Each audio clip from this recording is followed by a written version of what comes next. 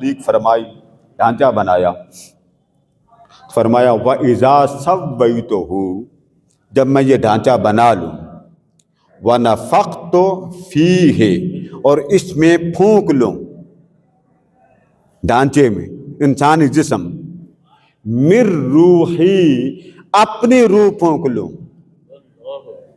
اب کس کی روح آدم میں آ رہی ہے؟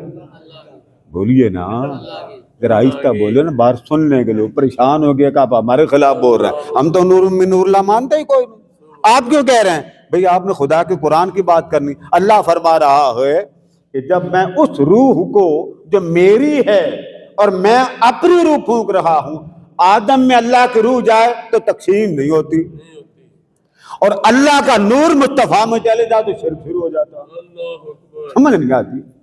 بھئی روح بنے ہے دونوں اللہ کی،